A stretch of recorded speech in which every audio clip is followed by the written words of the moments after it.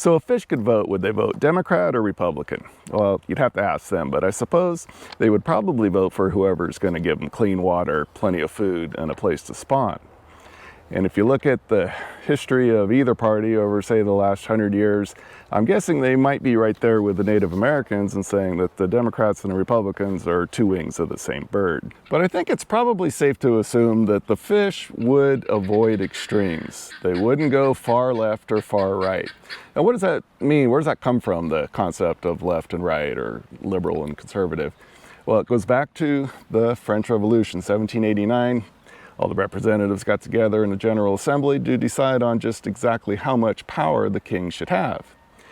So in that building, the people who wanted to take the power away from the king, who wanted change, sat on the left, and the people who were more buddies with the king and wanted to maintain that type of power were sat on the right. They became what's known as conservatives now, and on the other side, liberals.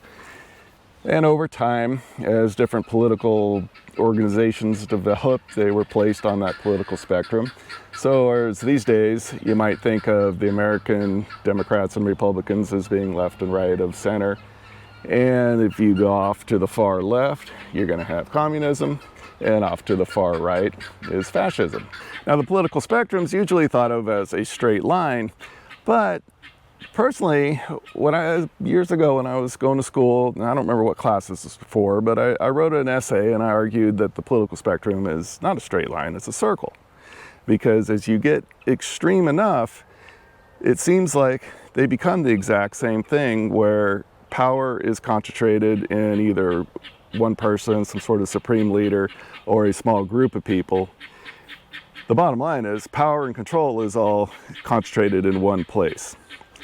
And if you look at things going on today or throughout history, and you talk to people, and they say, well, that seems fascist. And I'm thinking, well, doesn't that seem more communist? Or they'll say, that's communist. And I'm thinking, well, isn't that more fascist? You know, because it gets complicated when you get to those extremes, because they really kind of meld together and become one thing, I think. And I think people sometimes argue, they say, that's fascist or that's communist. It's just an easy way to not have to think about it. It's lazy thinking. It's a complicated thing. We got a lot going on, and having to think about that, it's easier just to label it and be done with it. So that's just what I call lazy thinking. But sometimes I do plenty of lazy thinking too. I'm not trying to be critical there. Now, when I picked up that paper from the professor, I remember we talked about it, and he didn't seem very impressed with it, but he also couldn't come up with an argument against it, I thought.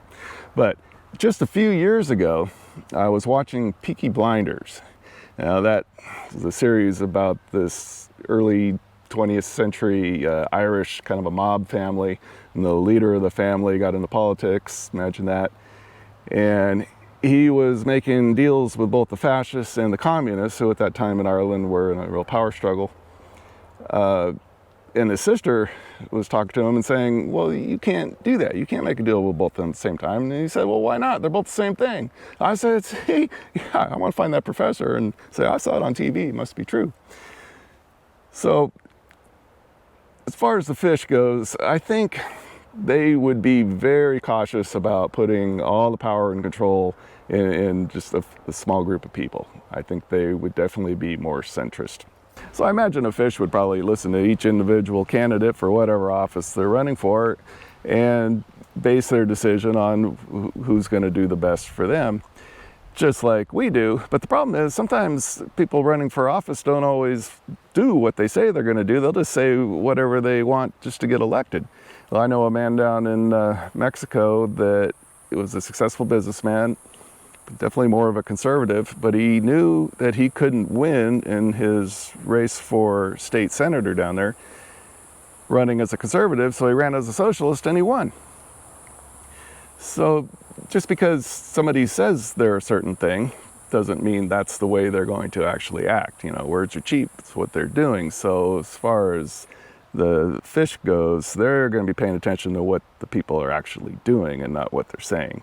And I'm guessing that the fish would also want to stick pretty close to what our founding fathers, now these would be American fish I'm talking about here, Our founding fathers came up with this system of checks and balances with the president, you got the Supreme Court, you got the Congress, and all three of those branches aren't supposed to have any more power than the other, as a system of checks and balances to make sure that we never concentrated power in one place before.